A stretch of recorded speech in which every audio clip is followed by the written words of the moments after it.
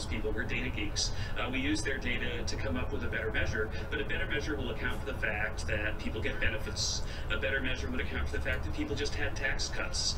A better measure will account for the fact that the composition of the labor force is changing because so many people are coming in, and the people who've been out for a while tend to be lower skilled, and so they can bring averages down if you don't control for that. And so in our study, we controlled for all that and showed that just as is consistent with our 4.2% GDP growth, we're seeing a massive amount of wage growth right now compared to what projections were when President Trump took office. And I don't see Sarah telling me I have to stop, so should I keep going? Okay. Oh, yeah, I'll go back there, and then I've been right-handed, and that's really terrible. I apologize, sir. Yeah. To keep these trends going, how important is it for you to have a new North American Free Trade Agreement, including Canada? Yeah, thank you for the question. And the first thing before I turn to the trade part of the question is that some people have also said, well, sure, the economy's strong, but that's a sugar high. But it's not a sugar high at all.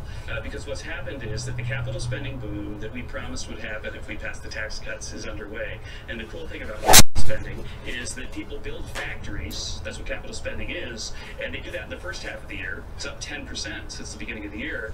And then in the second half of the year, those factories start producing output. So you get more output.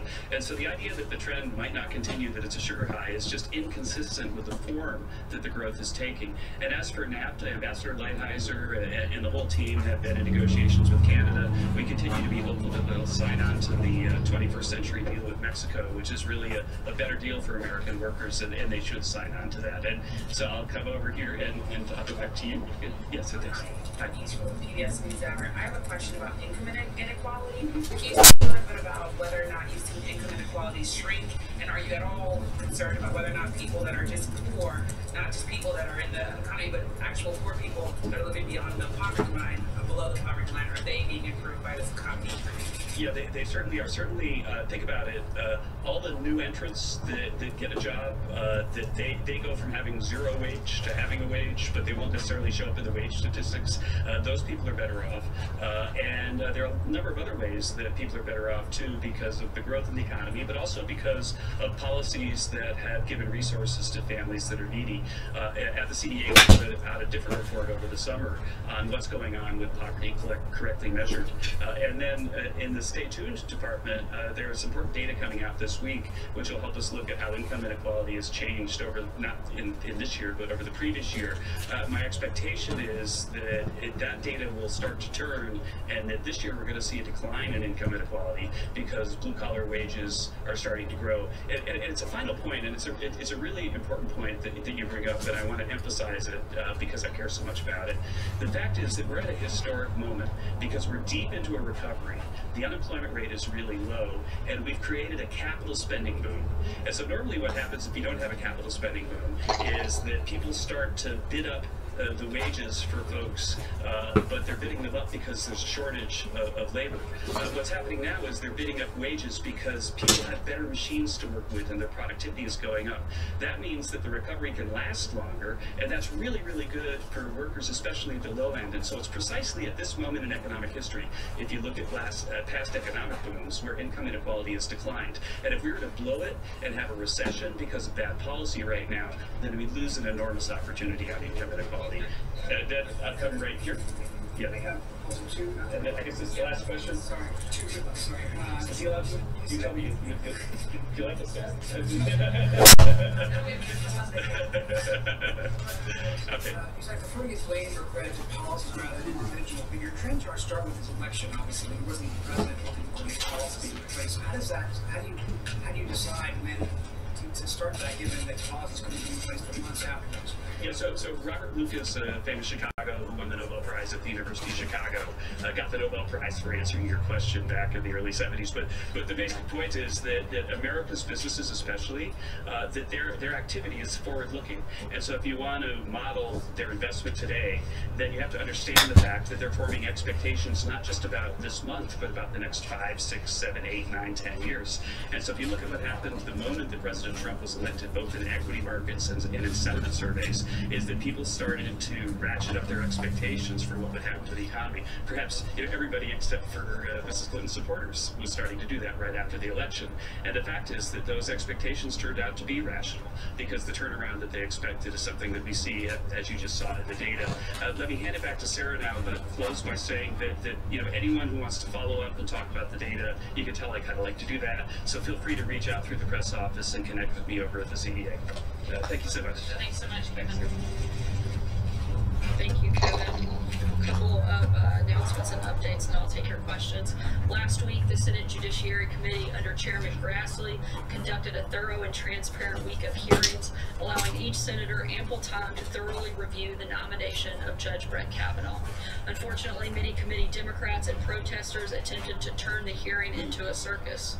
Nonetheless, Judge Kavanaugh demonstrated exactly why President Trump nominated him. He showed his respect for the Constitution, impeccable qualifications, and extraordinary temperament. Judge Kavanaugh reinforced the bedrock principles of judicial independence and the rule of law. We look forward to the Judiciary Committee completing its review and advancing his nomination. On another matter, later today by phone and also tomorrow in person at the White House, President Trump is scheduled to receive a briefing from DHS Secretary Nielsen and FEMA Administrator Long. The latest briefing is part of the president's monitoring of multiple storms that are predicted to affect the U.S. in the coming days. The White House has been in contact with governors' offices and local authorities in Guam, the Northern Mariana Islands, Puerto Rico, U.S. Virgin Islands, Hawaii, Florida, Georgia, South Carolina, North Carolina, Virginia, West Virginia, Maryland, Delaware, Pennsylvania, New Jersey, and New York just since Saturday morning. Lines of communication remain open, and the federal government stands ready to assist. These tropical storms and hurricanes are very dangerous, and we encourage anyone in the path to heed the warnings of state and local officials who have the expertise and knowledge of their communities to provide the best on-ground information. Lastly, we extend our deepest condolences to the family of Secret Service Agent Colin Johnson. Agent Johnson has served his country honorably, first as a Marine and then in the Secret Service. Many of you know him. He was larger than life, literally, was a great friend, father, husband, and member of the United States Secret Service. The men and women in the Secret Service are among the most honorable and dedicated public servants you can find anywhere in the world, and Colin was among the very best of them. And although he was assigned to Chief of Staff John Kelly, he was always there to help anyone who needed it. Our hearts are broken, and Agent Johnson will be greatly missed. Our prayers are with his entire family. And with that, I'll take your questions, John. If I could start out sort of with the topic of the day, and there's the anonymous op-ed. The president said on Friday that he thought it would be a good idea for Jeff Sessions to look into this. Is there anything about what was published by the New York Times that would warrant an investigation by the Department of Justice? Certainly, if there's an individual, whether or not, since we don't know who they are, if that individual is in meetings where national security is being discussed or other important topics, and they are attempting to undermine the executive branch, that would certainly be problematic and something that the Department of Justice should look into. Would that be a suggestion of misuse of classified information, or what would that fall? Once again, it's something that the Department of Justice should simply look into, and that's for them to make that determination. Quick follow-up on that, if I could. Is the White House actively trying to find out who this person is, or do you not really care? We're certainly focused on things that actually matter, and the staff here that is here to do their job and not undermine the great work that this president and this administration has done, and we're going to continue focusing on that. It's frankly, I think, sad and pathetic that a gutless anonymous source could receive so much attention from the media, and I think that the American people would be much better served if we actually spent some time talking about some of the maybe if y'all weren't such fucking scumbags, this administration is that shit wouldn't happen. Justin. Has the president received the Kim Jong-un letter from the State Department? If so, can you share any details about the content or tone, or if there were any commitments or requests from them during the meeting? Yeah, the president has received the letter from Kim Jong-un. It was a very warm, very positive letter. Oh, how cute. The full He got a nice warm, unless the positive North Korean letter. leader agrees that we should. Murderer. The primary purpose of the letter was to request and look to schedule another meeting with the president, which we are open to and are already in the process of coordinating that. The recent parade in North Korea once was not about their nuclear arsenal. The president has achieved tremendous success with his hit one straight. And this letter was further evidence of progress in that relationship. A number of things that have taken place. The remains have come back. The hostages have returned. There's been no testing of missiles or nuclear material, and of course the historic summit between the two leaders. And this letter is just further indication of the progress that we hope to continue to make. That second meeting will be here in Washington. I know that's We'll let you know when we have further details, but certainly something that we want to take place, and we'll already continue to work on making that happen. That's not enough. Bunker. The lack of testing, which were all happening when the president cited a lack of progress and canceled Secretary Pompeo's trip. So other than these really nice words from him and the parade, what signs of progress warrant this new optimism from President Trump? Again, certainly the most recent parade this weekend, one of the first times I believe that they have had parades similar where they weren't highlighting their nuclear arsenal. We consider that a sign of good faith. And again, the letter from Kim Jong-un to the president certainly showed a commitment to continuing conversations, continuing to work on the progress that they have had since their meeting just a few months ago, and also a continued commitment to focus on denuclearization of the peninsula. A separate question on one word, because President Trump continues to call him a liar and says his book is completely a work of fiction. He's also mentioned libel laws quite a bit. Is President Trump considering filing a lawsuit against Woodward? Certainly keep you posted on that, but I think we've been extremely clear from the beginning that many of the book's sources have already spoken out to refute. A couple of them, Chief of Staff John Kelly, aggressively pushed back in this. General Mattis aggressively pushing back in the claims. John Dowd also pushing back against the things that are attributed to him. And a number of people have come out and said that Woodward never even reached out to corroborate statements that were attributed to them, which seems incredibly reckless for a book to make such outrageous claims, to not even take the time to get a $10 fact checker to call around and verify that some of these quotes were happening. When no effort was made, it seems like a very careless and reckless way to write a book. John? Senator, the president said that he was looking into whether or not to take action against New York Times for publishing the anonymous op-ed. Does the president not think that that op-ed is protected by the First Amendment? Does he really think that the federal government should contemplate action against a newspaper for publishing an article? I think it's less about that part of it and whether or not somebody is actively trying to undermine the executive branch of the government and a duly elected president of the United States. If they don't want to be part of that process, they shouldn't be here. I guess he tweeted earlier, it's been a while since we've had a chance to talk to you. So this goes back a little while, but he tweeted last week suggesting that the Justice Department should not be investigating, should not be prosecuting those two Republican congressmen because it might hurt Republican chances in November. Is the president really trying to suggest or outright saying that the Justice Department shouldn't be investigating, prosecuting allies of the president if it might hurt his party's political chances? Certainly the president thinks that no one is above the law.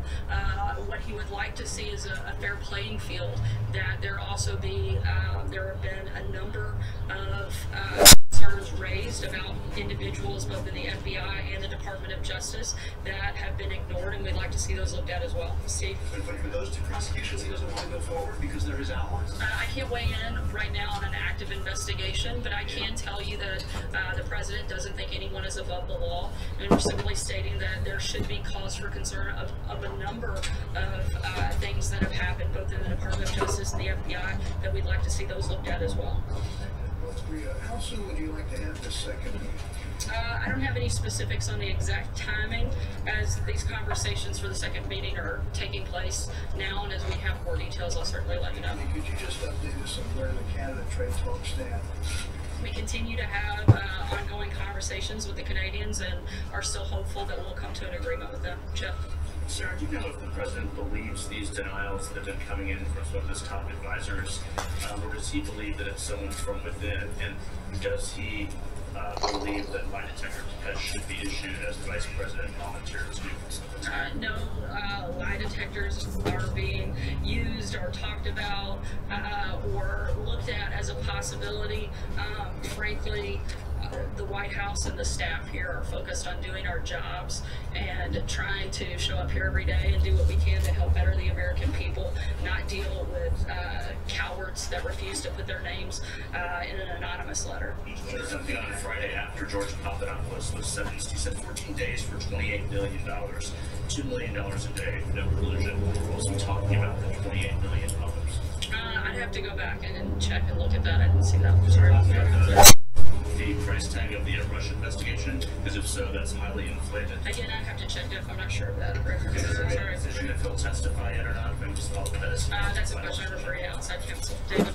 Friday tomorrow, what's he plan to say and what's he hope to accomplish with this year's 9/11? Certainly the focus will be remembering that horrific day and remembering the lives that were lost, and certainly honoring the individuals who were not only lost that day but also put their lives on the line to help in that process. He'll be there, and the vice president will be here in Washington, D.C. at the Pentagon. David? Sarah, thank you very much. I'm assuming you read Bob Woodward's book, and a lot of us have. Can we expect, other than Get out of there.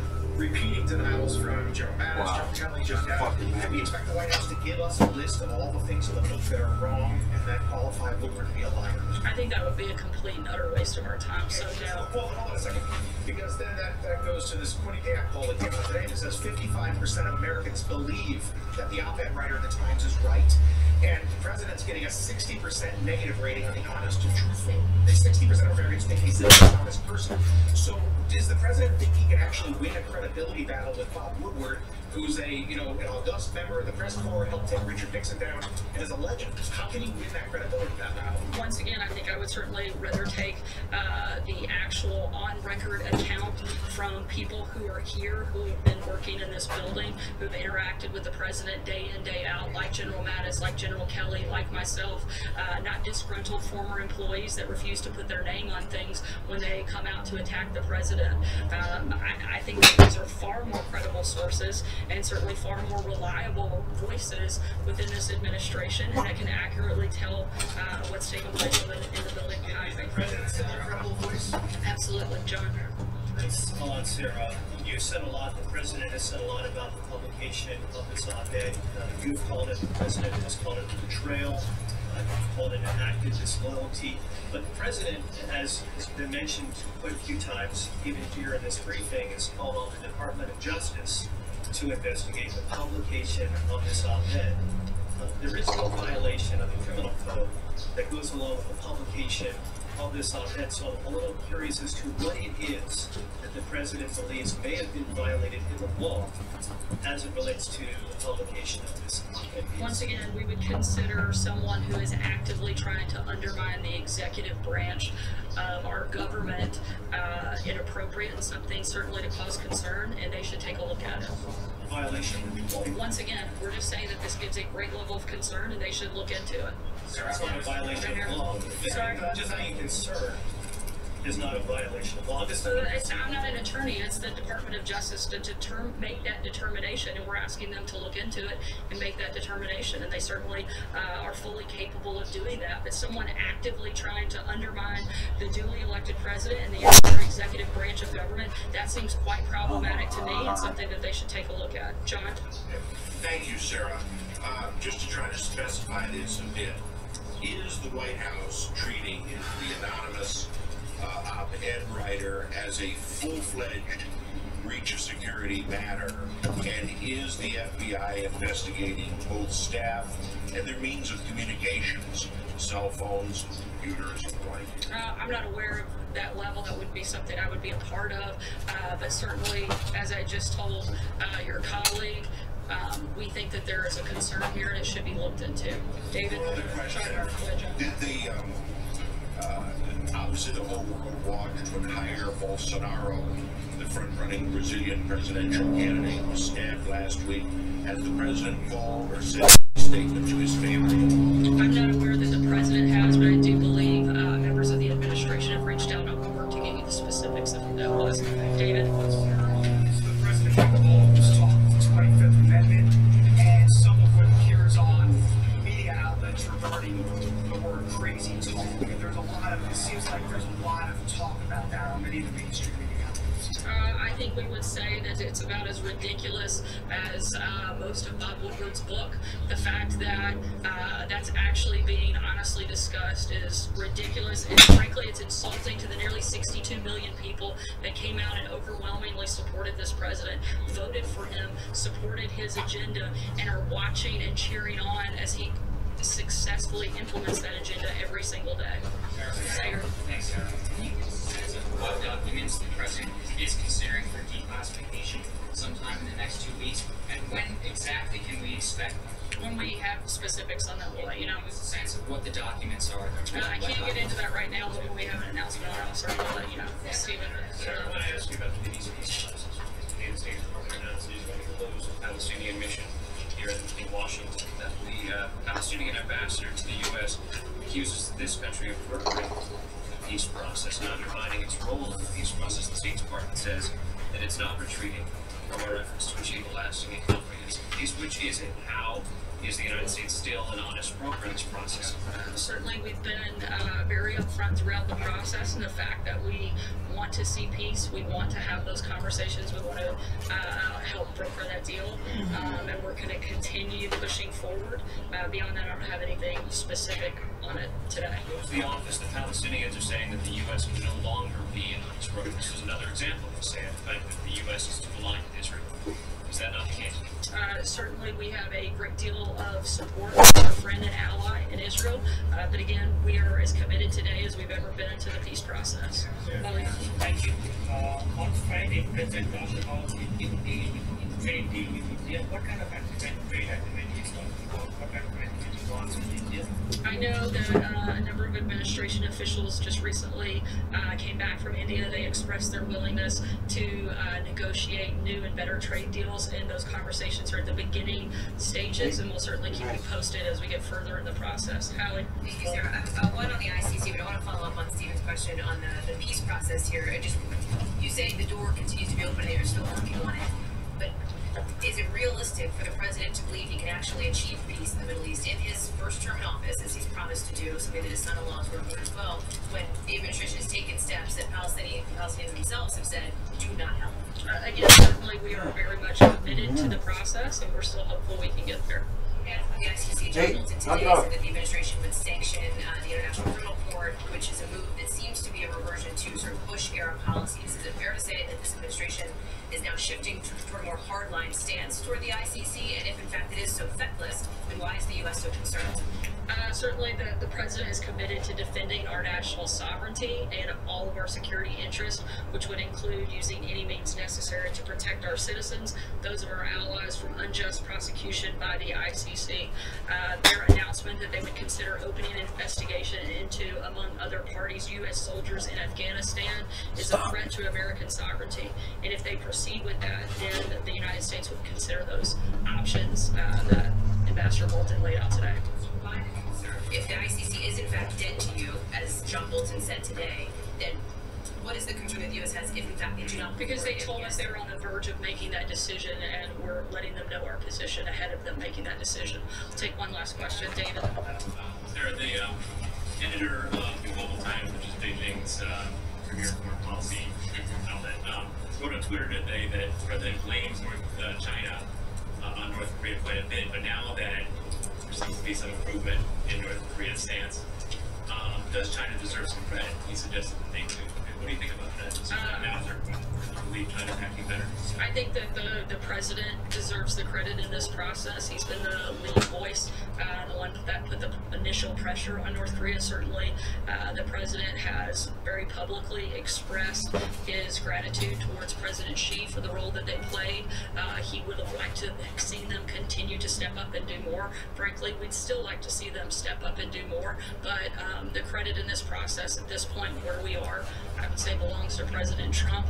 We're going to continue to hopefully work with President Xi and his team and his administration to continue making progress. Given that you're scheduling a second meeting, it sounded like with Kim Jong-un, does the president, it's really, he has to negotiate that almost personally with Kim, given that once two leaders have left, things seem to go poorly, and then they have to reschedule another meeting? I don't know that it's gone poorly, considering steps have been taken by the North Koreans to show signs of good faith. Right. But other steps have been taken, so I wouldn't say that it's gone poorly. But at the end of the day, ultimately, it's always going to be best when you can have the two leaders sit down, particularly from the North Korean side. As we know, most of the decisions are going to have to be run through Kim Jong-un. Certainly, he's going to want to talk to his counterpart in President Trump. We think it's important, and we're glad that we're making progress. Thanks so much, guys. Have a great day. And you've been listening to Sarah Huckabee Sanders. Good afternoon. I'm Ali Velshi. A joke, a scam. That's how President Trump is desperately reacting before the official release of Bob Woodward's new book, Fear, tomorrow. The president insists the White House